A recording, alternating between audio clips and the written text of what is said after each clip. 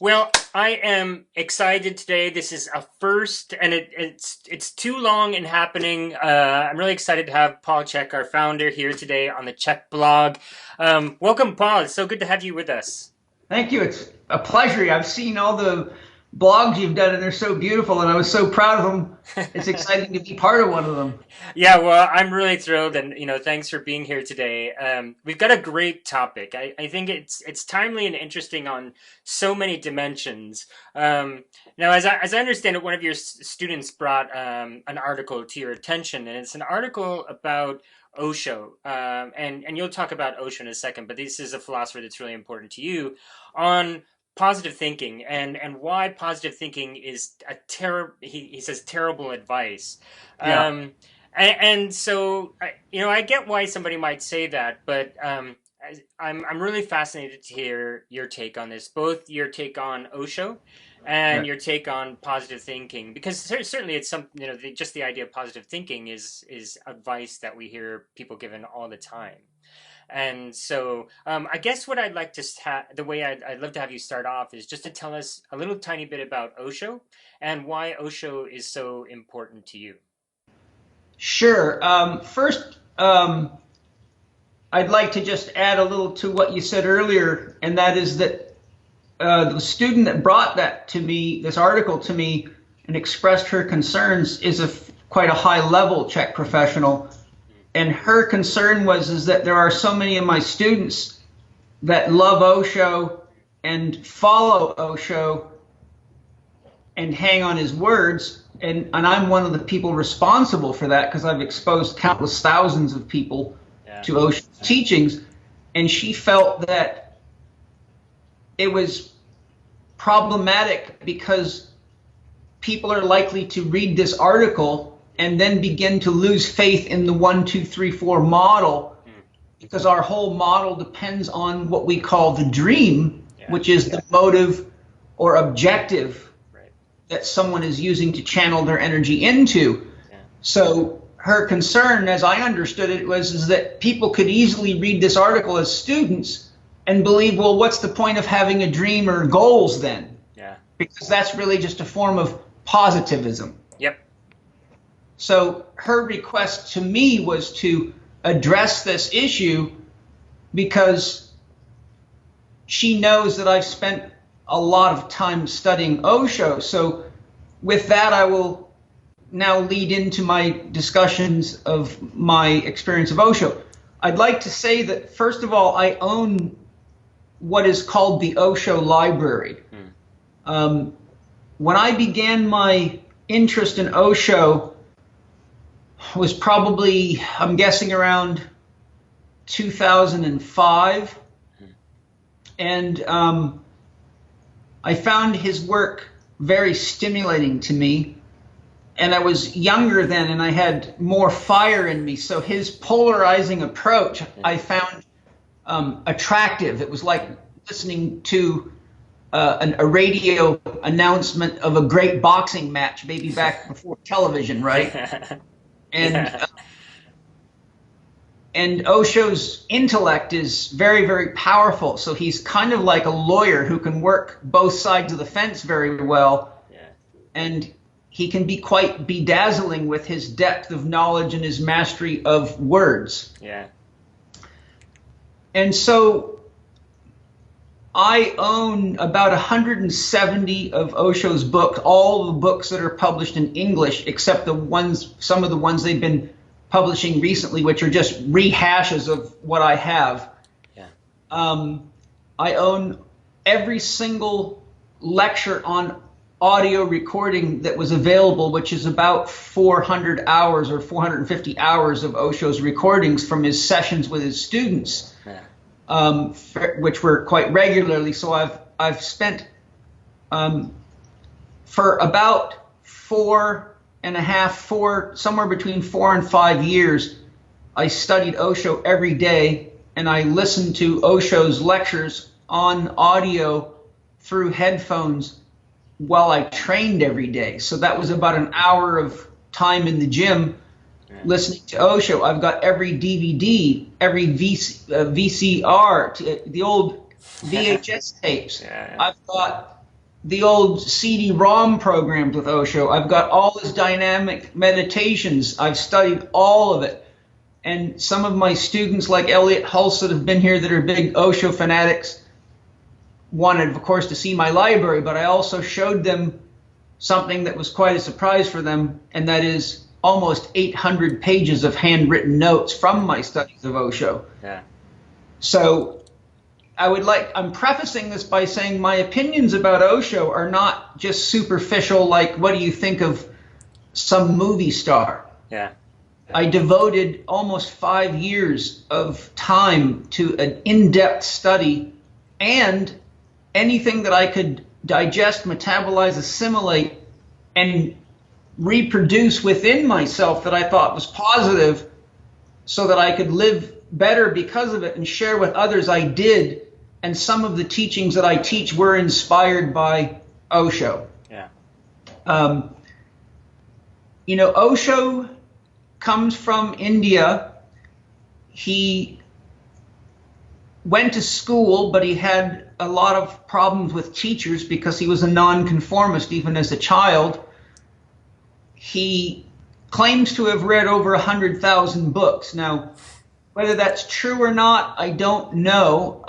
I've been reading pretty intensely for my whole professional career, and I've averaged around 55 books a year. Now, I study books. I don't just read them. You've seen what I do to books. Yeah. And so, if you just took 100,000 books across the span of the years that Osho could read, he would almost have to be reading 24/7, and he still probably wouldn't have time to read 100,000 books. There's no question he's read a lot if you study the broad spectrum of Osho's discussions. He had some tremendous talents. He came to the United States to show people that you didn't have to do anything to make money. That was one of his reasons for coming. That's what he stated, at least. Yeah. And so people often know he had 91 Rolls Royces. He had a large collection of multi-million-dollar watches. But what people don't often know is how he got all that money. And I think that's an important part of the introduction. Osho, when you joined Osho as a sannyasin, which would be like a brahmachari or an understudy of a monk, you had to give up all your wealth into the community, into the Osho community. He had many people in there from very, very wealthy families. He had people from British royalty inside of his organization that were sannyasins. So it's important to remember that Osho's abundance comes by way the same path that many of the Christian priests and preachers, the Jimmy Swaggarts and the people that we've often seen get railroaded with all sorts of scandals. Yeah, it's like tithing. Yeah, and so it can give the wrong impression to people because they don't really understand. They actually think Osho just sat around and money just fell out of the sky. And which is kind of that youthful, kind of exuberant. Osho's kind of like a one of those superheroes, that can turn worlds into mush or explode stars with a punch or something, Hercules type thing. Yeah. Now, he did publish approximately 500 books, which are all basically made from his recordings of his lectures and then edited largely by students. He only wrote, I think if I remember right, less than 4 of his own books, maybe even 2. All that was done by his students. My point being is that he probably made a fairly significant amount of money in royalties because he is quite popular and has sold a lot of books. So getting other people to transcribe, edit, and make your books beautiful for you that are your students to make a lot of money, well, that would be a good example of how to do almost nothing and make a lot of money. And really, that's ultimately what anyone that runs any kind of company or corporation is doing anyhow. So paradoxically, Osho just made himself the CEO of his own religious business, which he wouldn't call a religious business, but it fits that category. Yeah, right. So what I'd like to say is that Osho is an opportunity to get multiple perspectives on a lot of things, and he is very critical of a lot of things that are worth being critical of, such as organized religion.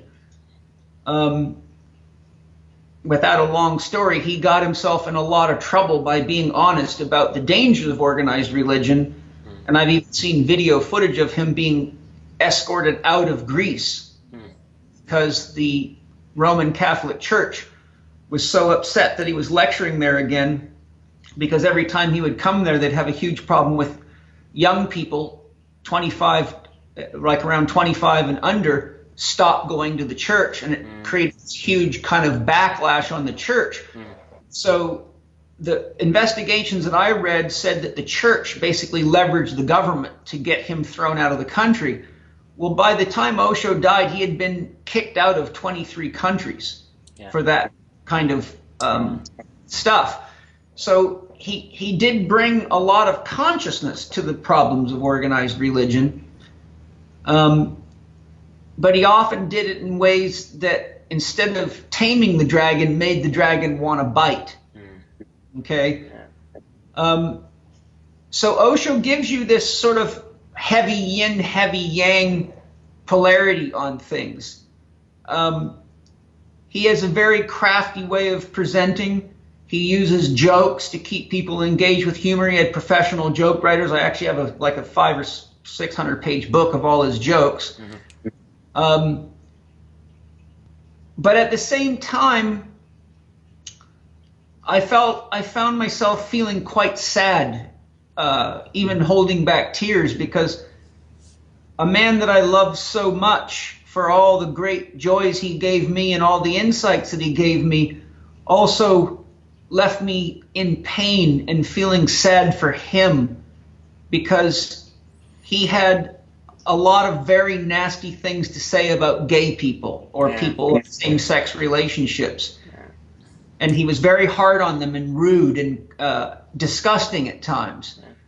And for me, if I was a gay person and I didn't know that Osho was that way, and I showed up to one of his events or wanted to be a follower, and all of a sudden that was let out of the bag, I would feel as though a knife had gone through my heart. And so for a man that, shall we say, talked God as much as he did, it amazed me that he could ignore the fact that all people are God, no matter what their sexual preference is.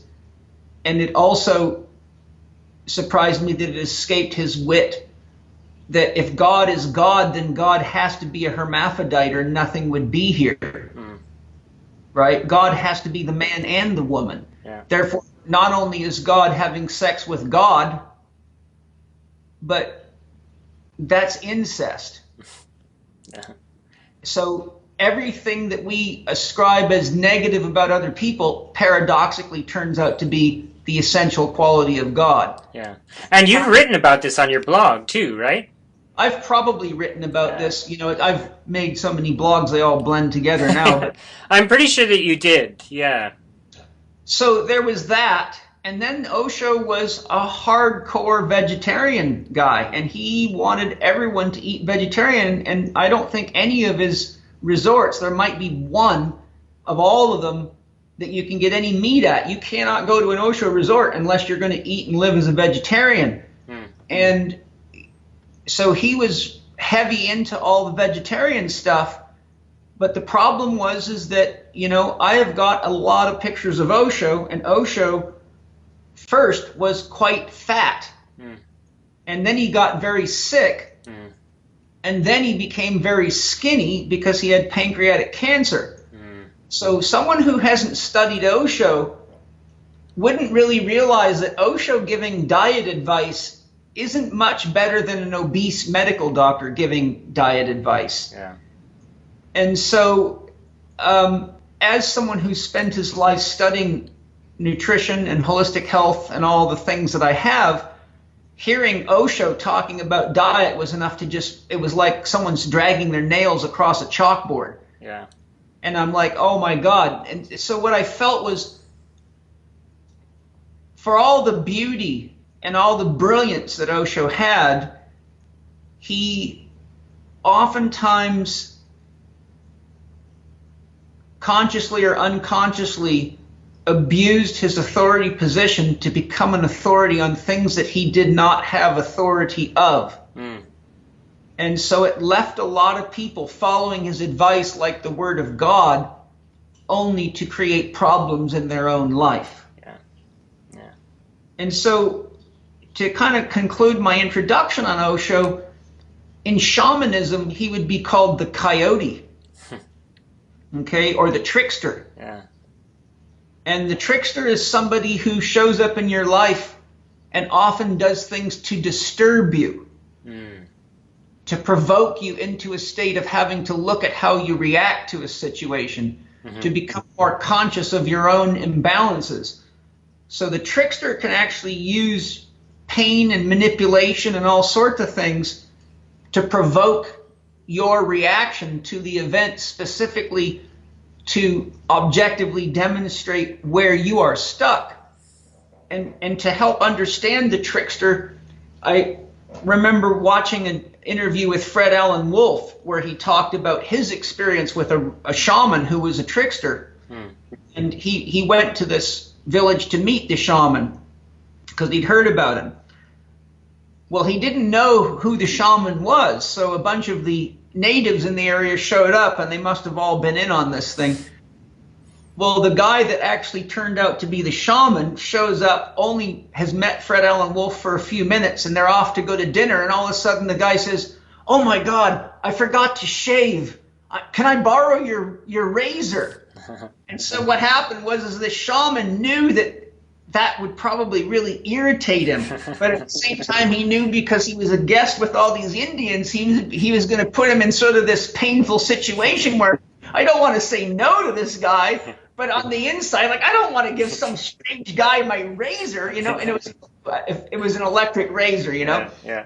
So the guy took his razor and shaved, and and then if I remember the story right, kind of, I'm paraphrasing, but left his bathroom a mess. But the shaman knew right how to piss Fred Allen Wolf off and throw him right off his feet right from the start. Yeah.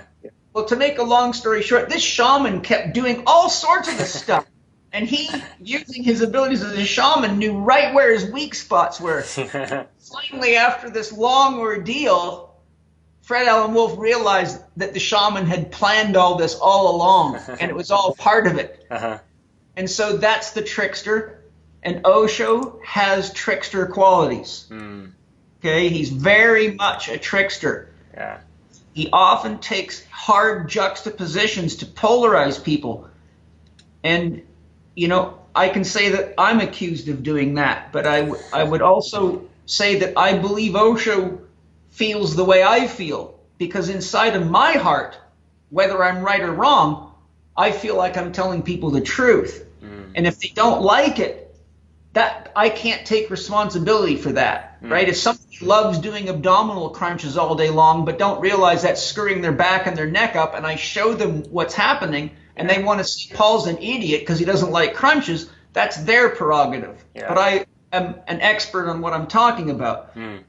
So when people get upset at me, I always, when people like conference directors say to me, "Aren't you worried you're pissing so many people off?" And they also say, "We don't know, you're the strangest guy in the world because you piss so many people off, but they keep coming back to your lectures." And they ask me, "Why is that?" I said, "Because the deeper part of them knows that what I'm telling them is the truth. Yeah. And the part of them that's offended is the part that doesn't want to change its behaviors and is programmed, but their heart actually knows that they're hearing the truth." And if you make somebody angry by telling them the truth, the problem is every time they get angry at you, you are inside them. Mm-hmm. Right? If Yeah. you're angry at Paul Chek or Osho and you think, I hate this guy, well, every time you have that anger and that emotion towards them, they're alive in you like they're standing right in front of you. Yeah. And so what happens is after enough of that, because every time you have that emotion, it polarizes you. So someone's like, ah, damn Paul Chek, he thinks crunches are bad, he's such an idiot. Well, then everywhere he runs, he sees people doing crunches and he thinks about it. And the next thing you know, he runs into one of his buddies who got a disc injury and his doctor told him not to do crunches anymore, or his physical therapist. Then he runs into someone with neck pain who used to do crunches but now doesn't. And all of a sudden, it dawns on him, damn it, that asshole was right. So you Yeah. see, what I'm sharing is Osho uses the capacity to piss people off to stick with them. Yeah. And he doesn't really care, in my observation, whether you agree with him or not. What he's trying to do is put you in a position where you've got this burr in your sock Mm. and you can't ignore it. Somehow you've got to get that burr out of you. And the only way you can get the burr out, or the Osho out, or the Paul Chek as an example, is to pay attention to what is actually going on, find it, and engage with it. Yeah. You got to look into the crunching thing for yourself. You got to look into the vegetarian thing for yourself. You got to look into the gay thing for yourself. You have to ask yourself, what is your God? And your God does not love eating meat or people of same-sex relationship. Then you have to ask yourself, how can that be a God if those people are here and they're as real as I am? Yeah. So there's the burr. Yeah. Yeah. Okay? Yeah. Or like Socrates said, right? They called him the gadfly. Same sort of thing. That biting, Yes. stinging. Yeah. Yes. Now, to close my introduction on my observations and feelings about Osho, there's much I could say, as you can imagine. But I did an audio recording that's available on the Chek Institute website called The Absolute Essentials of Osho, where I synthesized what I thought to be some of the most important things that Osho did teach. So I'll just close my introduction by saying I do love Osho, but he was a human being, just like all of us are. He had areas of genius, but areas where he extended the genius from one area and projected it into another area where it was not authentic, such as diet or the understanding that God is in gay people, lesbians, transsexuals, whatever they are, and God loves all of it, or it wouldn't be happening, right? Yeah. And so I think that there's a lot of beauty in Osho, but my preface to this is that my concern is for the young people who don't have enough wisdom or depth of knowledge or experience, that are seeking some kind of powerful guru figure to give them some sense of guidance, a second daddy, or some sort of icon. And those people, in my experience, because many of my students have done this, they'll come right up to me with things that Osho said in books and quote them to me and say, well, if what you're saying is true, then Osho must be wrong or whatever. You know, my own students use Osho against me at times, and other people, but I can easily show them that they don't actually understand what Osho's saying in many instances, nor do they understand why he might be saying that. Yeah. And they also don't have enough life experience to even have a contextual framework to really make a decision as to whether that's true or not. Right. Someone who's raised in a vegetarian family usually has to get themselves in trouble with their health before they have a reason to identify the context as to why that may not be good for everybody. Yeah. And then when they have context, they look around, they go, oh my God, everybody that I know that's a vegetarian has these symptoms. Yeah. Yeah. Or most of them, let's say. And I'm not against vegetarians being a vegetarian, as you know. Yeah. I'm just saying what works today as medicine could be poison for anyone tomorrow. And we need to be dynamic with everything, including gurus. Yeah. Well, and that's, I was going to come back to that, but I mean, the idea of using Osho against somebody in a way raises this topic that I want to come back to towards the end is how people sort of view their heroes, their gurus, right? And the Yeah. idea that people often unreflectively sort of lean on their gurus to frame their lives or to use against other people, like we were just saying, in a way that's, probably not healthy or good. Or to justify behaviors that Yeah. aren't even good for them. That's right, exactly. So we'll come back to that, but I want to get to the sort of main topic for today, which is Yeah. this idea of positive thinking and Osho's take on it. We'll put a link to the article that your student brought to you, but basically the article is an overview of Osho's criticisms of positive thinking, and I think that the best place to start out is just to lay out what positive thinking is, so that we can understand what he's critiquing. And in the article, the author just says that positive thinking is basically thinking positive and believing that your problems will go away surely by having positive thoughts. Yeah. And the first thing, I'm just going to read one of Osho's quotes here about that view. His first criticism is really just that this kind of positive thinking is self-deceiving, it's deception. And he says the philosophy of positive thinking means being untruthful. It means being dishonest. It means seeing a certain thing and yet denying what you have seen. It means deceiving yourself and deceiving others. So that's sort of one of the overarching criticisms there. So what do you think about that? Well, I think that, later he criticizes Napoleon Hill, who wrote Think and Grow Rich. Yeah. But I think that I've studied a lot of these books. And from my experience, and I'll use Think and Grow Rich as an example, and if it's not Think and Grow Rich, it's Napoleon Hill's more comprehensive study book, which I think, is like several hundred pages. I have it, and I used to study it a lot. But Napoleon Hill, for example, taught not so much what Osho's talking about as positive thinking. He taught to be very clear about what it is that you wanted to achieve and to focus on that. But he also had comprehensive training and explanations and even questionnaires for identifying where you were not whole. And he showed you how to survey your friends and family members and open yourself to constructive criticism so that you could become more aware of your unconscious elements. He didn't use the words of modern psychology like the unconscious. He used more words like pay attention to what you're not aware of, and the way you do that is you invite criticism from people whose opinions you trust, but you give them the confidence that you're open to the criticism so they're not insecure about telling you what they really see. So my feeling is that these comments by Osho aren't really authentic based on an actual in-depth study of the philosophies that he's referring to, because none of them that I know of promote that kind of one-sided silliness without self-responsibility or self-reflection. That's right. Yeah. So this is kind of like a fishing lure, If you only look at the flash of the light, you're probably going to bite the hook and end up on someone's dinner table. And so here Osho's flashing the lure. Right. But as a master fisherman, I would say Osho's comments show me that he is not actually looking into these philosophies. He's just going on the words of a few students or a few clips in the news. Yeah. And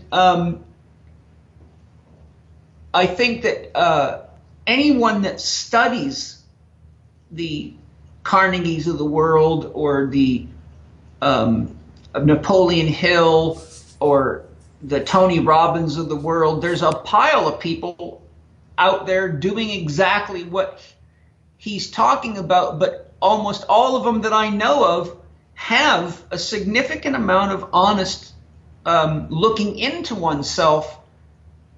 So in conclusion, I really think that Osho's just being a trickster here and not being honest, because if he'd really looked into that, he personally might have benefited from using Napoleon Hill's book and been even richer. Yeah, well, and you're right. I mean, we talked about this, as you're sort of prepping for this, that the idea it's really a straw man, right? There's a lot of ways you can be a positive thinker, right? If I go to McDonald's, right, and I eat McDonald's and I have digestive distress afterwards, this is so likely the case. Well, the sort of straw man version says, well, I'll just sort of keep on going about my way and believe that I'll be just fine. Or, another way of being a positive thinker is seeing the pattern, recognizing that eating at McDonald's is not good for me, and then, well, that's an easy problem to fix. I just don't Yes. go there again, and I'll be fine. And there's another way of being a positive thinker that acknowledges the problem without sort of sticking my head in the sand and being an ostrich. Well, and the other thing too is that I don't, if I'm disrupting the flow of your questions, let me know. But one of the key things that Osho's saying is you're ignoring the negative. Yeah, right. So you're acting unconsciously. Yeah. And that you need to look at both sides and rise above it. But here's the harsh reality of the shallowness of that statement. Mm. Anybody that's living the philosophy Osho's criticizing, let's say it, the misapplication of positivism or positive thinking, cannot escape the reality that our choices are always mirrored back to us in our environment. So someone who keeps playing the positivity game and going to McDonald's watches themselves become an obese person over the next 8 to 12 months. Yeah. So the unconscious truth of the decision manifests itself as something objective in your environment. Yeah. If you are being rude to people at work and getting yourself in trouble and then saying, oh, it's okay, it's just their problem, or it's what I got to do to make it to the top, which would be the kind of thing that Osho's criticizing, well, the problem is you're going to keep getting fired and nobody's going to want to work with you. So my point is that I'll quote Arnold Patent in his Universal Principles. He says, if you don't like what is happening in your life, look carefully at what you're creating unconsciously. Yeah. So you can only play that kind of negative aspect of positivism so long before your whole life is so painful you can't even participate anymore, because you have to look at the fact that your wife has left you, you've been fired from your job, you're sucking on a bottle of alcohol all the time. So ultimately there really is no escape, because consciousness mirrors itself everywhere. Yeah. In other words, if however I act to you, it mirrors back to me through your response to me. Yeah. And no matter how positive I convince myself of it is, if I'm being rude or disrespectful to you, well, I then have to one day be positive about the fact that I have no more friends. And now I'm sitting all by myself. Yeah. Then you're forced into meditation and you find that the philosophy breaks down, because it's like a bicycle that needs two wheels, but it's only got one wheel. The back wheel, let's say, would represent the opposite polarity, or if the front wheel is positive, the back, you can't ride that bike. You just get grounded. Yeah. So the world is set up so that if we're paying at least moderate attention, no matter what your philosophy is, the reverberation of the living mirror of life itself guarantees you're going to have wake-up calls or philosophical adjustments. Yeah. No, that makes a lot of sense. And you mentioned Napoleon Hill, and I wanted to, he talks about Napoleon Hill pretty explicitly here, especially Napoleon Hill early in his career, in a meeting between he and Henry Ford. And I thought we should talk about that too, because this is another case. And now that you have described Osho as a trickster, I can kind of see him acting in that way, especially in this case of the story of Napoleon Hill meeting Henry Ford. And I just wanted to quickly refer to that. I'll just read it here really quickly, and then you can talk about it. So Osho says about Napoleon Hill, I remember he himself was a poor man. That would have been enough proof to disprove his whole philosophy. He became rich by selling the book Think, Grow, Think and Grow Rich. But it was not positive thinking that made him rich. It was fools around the world who were purchasing his book. It was his work, his labor, his effort. But in the very beginning days when his book came out, he used to stand in bookstores to persuade people to purchase it. And it happened that Henry Ford came in his latest model car and went into the bookshop to find something light to read. And Napoleon Hill did not want to miss this chance. He went forwards with his book and he said, "A great book has just been published. You will be happy with it. And it is not only a book, it is a sure method of success." Henry Ford looked at the man and said, "Are you the writer of the book?" Napoleon Hill said proudly, "Yes, I am the writer of the book." This is one of these parts that Osho sort of cracks me up. And Osho says, and he can be proud, that is, Napoleon Hill can be proud, that book he has written is a piece of art. And to create a piece of art out of crap is real mastery. Henry Ford, without touching the book, just asked one question: "Have you come in your own car or on the bus?" And Napoleon Hill could not understand what he meant. He said, "Of course I came on the bus." In response, Henry Ford says, "Look outside. That is my private car, and I am Henry Ford. You are befooling others. You don't even have a private car, and you write a book called Think and Grow Rich. And I have grown rich without thinking. So I don't want to bother with it. You think and grow rich, and when you grow rich, then you come to me. That will be the proof. The book is not the proof." So that's his story about Osho, Napoleon Hill, and Henry Ford. And as I said, I mean, it seems a little unfair to the book, but I'm curious to hear what you have to say about this story. Well, it's very deceptive, Mm, because it doesn't actually tell the story of how the book got written yeah. or who Napoleon Hill is in context to the book. And it also uses what are presented as factual statements, all this stuff that Henry Ford apparently said, but I've never seen any legitimate reference to that because I have seen Osho say that before. Mm, And I could find no objective reference to that. So there's the trickster again, right? mm-hmm. There's no objective place we can go to make a decision as to whether that's true or whether that's just another story that's been made up. Yeah. Okay, so that's the first thing that you got to know. The second thing that I want to point out is that Napoleon Hill wrote a book based on his investigation into 500 millionaires and billionaires. And it wasn't his philosophy of how to get rich. He was a journalist who had the privilege of working with Mr. Carnegie, who at that time was one of the richest men in the world and the founders of, I think it is U.S. Steel, or one of the main steel corporations.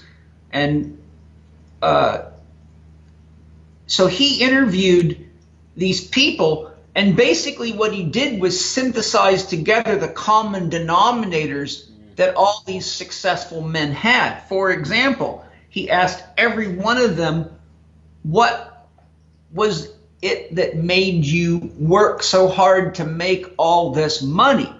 Well, interestingly enough, every one of them said that it was a woman.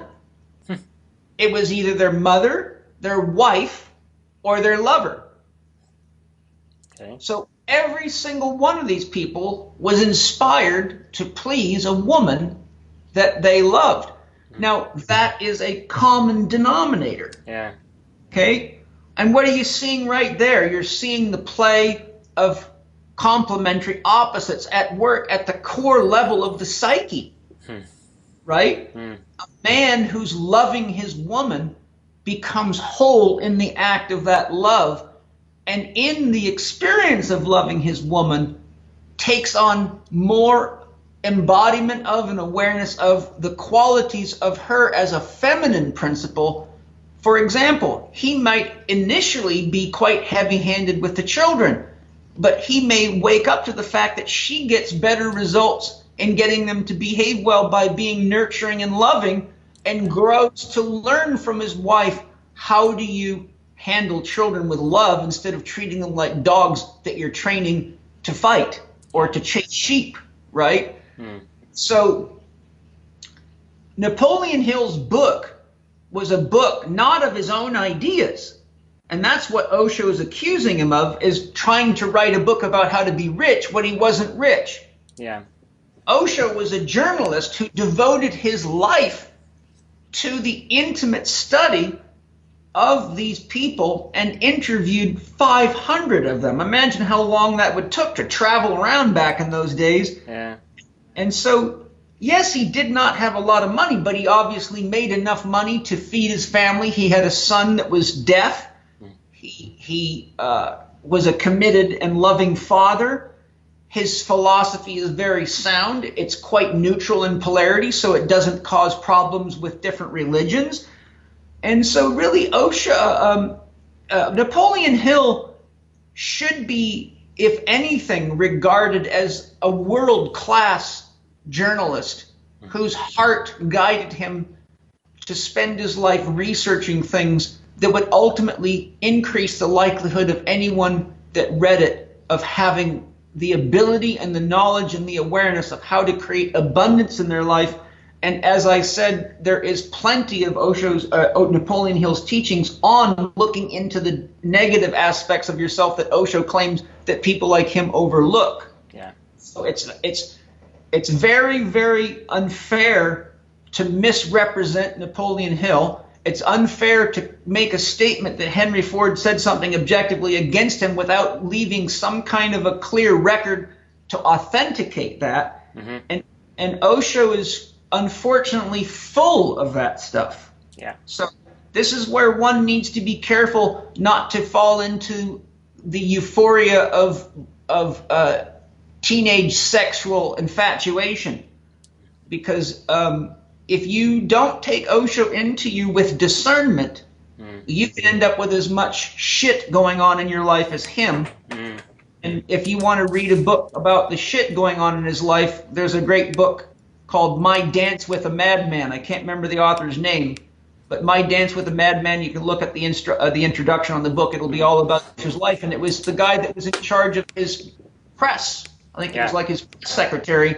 And he lets the cat out of the bag about how Osho was a major shit disturber and caused lots of trouble in his own camp. Yeah, yeah. Good. Well, that's good because, and it does, I'm finding your framing of Osho as the trickster a lot more helpful to understand some of the things that he said, but this, particularly in the case of this Napoleon Hill story. So there's one last criticism I think that we should address in this article, and this is Osho's point that the negative ideas of your mind have to be released, not repressed, and that positive thinking is a way of repressing your negative feelings rather than releasing them. Well, I think that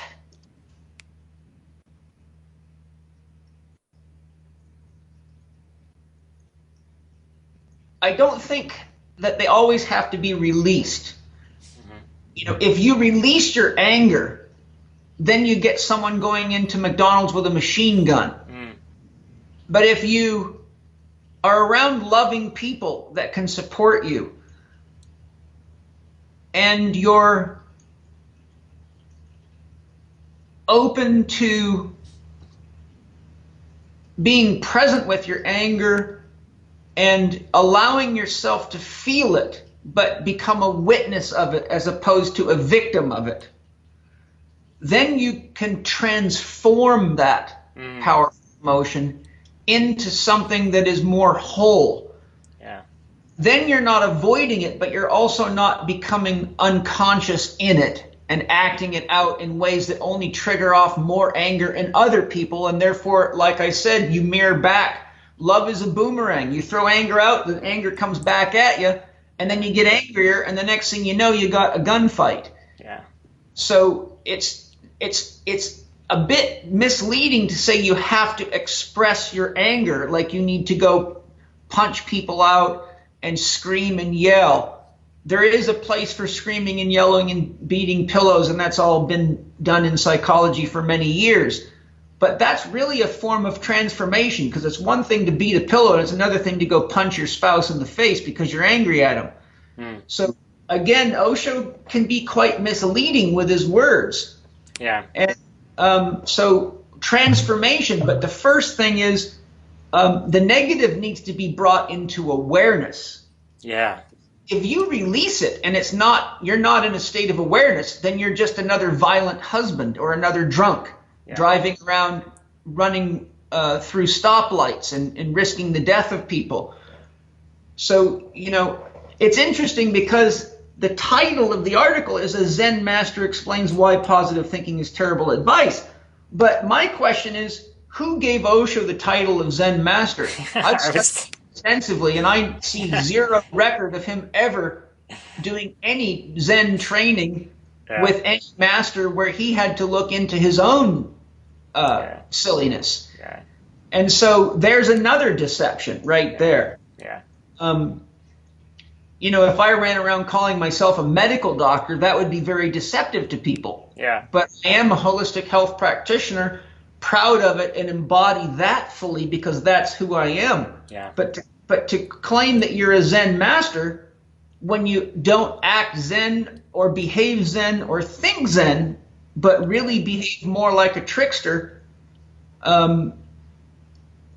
other archetypes that would fit Osho are the clown or the fool in tarot archetype. Mm-hmm. But Osho's a bit of a paradox because in many ways he's a wise fool, which means he's learned the lesson of the archetypes. Yeah. But he's also an immature fool when he criticizes meat-eating people and also same-sex or anything other than heterosexual. So there you see this paradox of polarity in Osho is that he goes from very, very immature and authoritarian, which he hated people being, and shallow and deceiving, to being very authentic and masterly.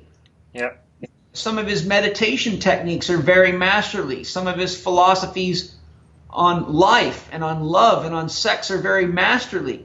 But the problem is that if a person can't import concepts from intellect into action, like how can you give lectures on what God really is, but then have criticism to gay people, unless God still remains at the intellectual level of your awareness? Yeah.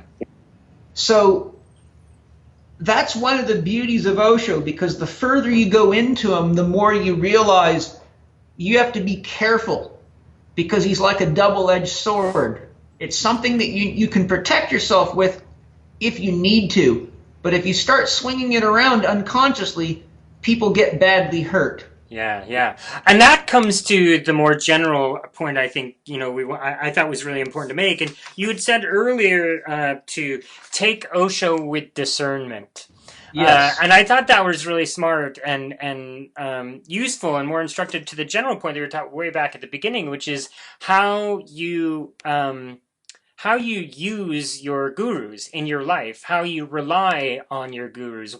What do they? How do they help you inform the way you behave? And if you don't take your gurus with discernment, whoever they are, whether it's Osho or whomever, that this is usually a surefire way of getting yourself in trouble, whether it's health-wise or relationship-wise or whatever.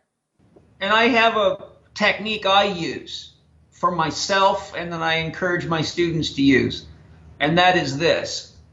Let's take Osho's position on gay people or vegetarianism.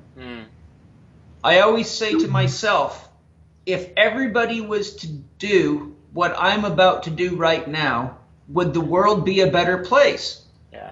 Well, if everybody was disgusted with gay people and criticized them, the world would not be a better place. We'd be right back into the kind of same level of consciousness as, being racist and segregatory and having slaves and, all of the stuff that we've been working on growing out of. Yeah.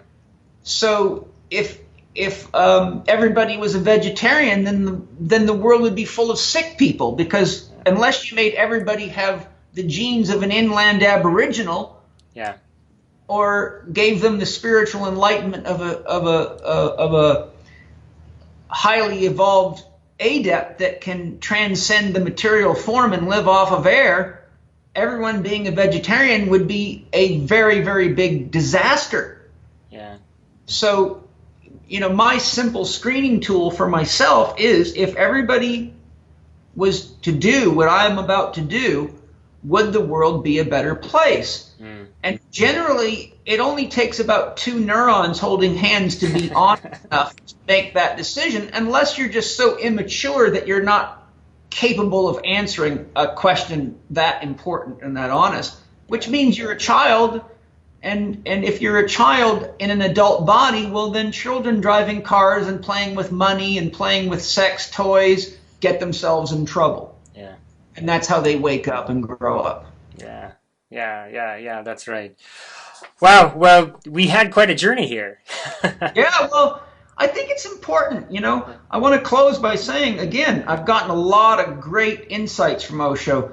And Yeah. one of my practices is to stay as connected to somebody when they're saying things I don't like as when I do like. Yeah. And it takes a lot of discipline to do that. I've listened to a lot of religious stuff that makes my wife go crazy because she can hear it on the television. And she asked me, why do you keep listening to that? And I tell her, if you're going to help people with a disease, you have to understand the disease. Yeah. And so I connect myself to it and ask myself, what is it that's really got these people? What are they missing? What were the developmental forces that lead to this many people voting in a Donald Trump, for example? How does that happen when a B-rated actor becomes the president of one of the most dangerous countries and the most powerful countries in the world? So, this is all, for me, a great chance for us to kind of take a reality check. And Osho now just becomes a symbol for all leaders and all gurus and all authority figures. And the Chek system is carefully designed by me, not that I'm any kind of guru. I have no interest in being a guru. I developed a system that teaches you how to think, not what to think. Yeah. I show you what you need to look into to find out whether a person's body is functioning correctly. I show you how to look at, but I don't tell you have to do this or you have to do that. I show you a system for analyzing so you know what data to gather, because without that data, you cannot possibly make an informed decision. Yeah. So the whole Chek system, the whole Chek education system is about a methodology to gather the information you need to make intelligent decisions. And I suggest that people have conscious awareness of what their dream goal or objective is, because without a dream goal or objective, how do you discern right from wrong, good for me or not good for me, too much or too little? Yeah. So, it's sad for me when people accuse me of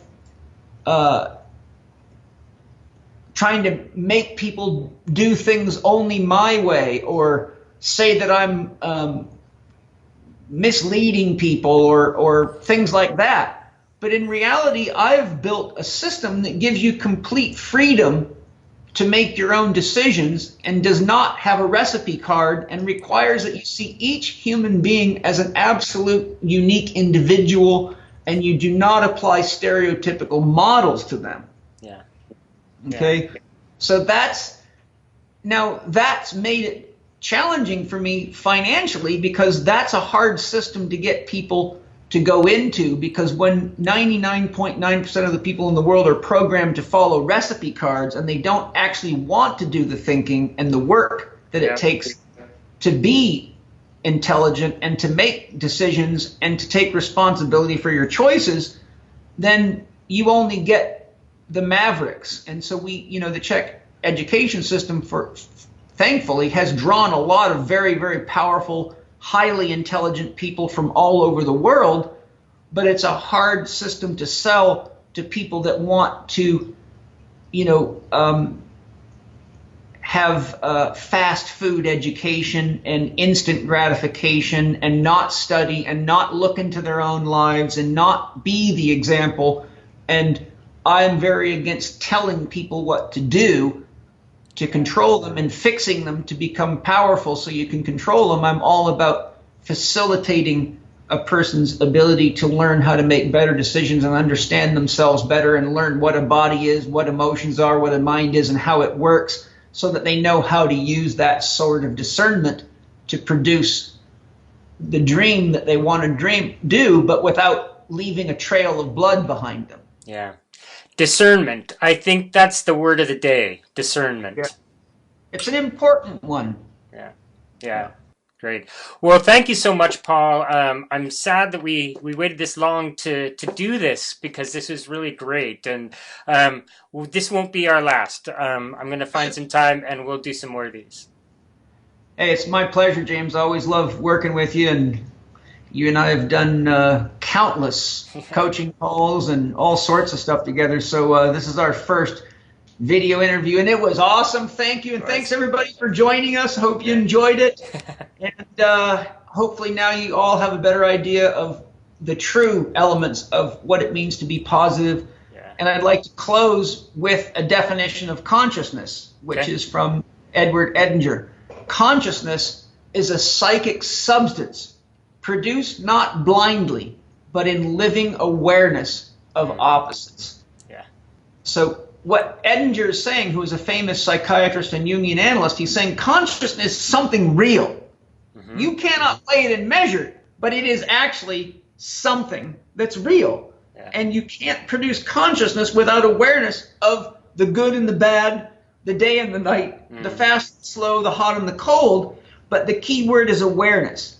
Consciousness cannot be produced if you're entangled in the negative or the positive, which is what Osho's criticizing. Yeah. It can only be produced if you're conscious of both polarities, how to use them, what they're creating, and witnessing that and observing the formula and what it's producing, which is no different than exploring baking in a kitchen, right? Yeah.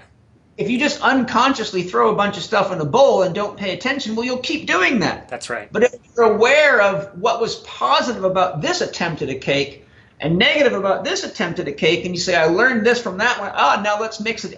This one tastes even better. And you keep doing that, and you get a master chef after a few years. But if someone's just unconsciously doing what they're told to do, or doing what they don't know how to do, and not paying attention, well, then they always make lousy cakes, and their life is mirroring that back to them, and then it's somebody else's fault next. That's right. That's right.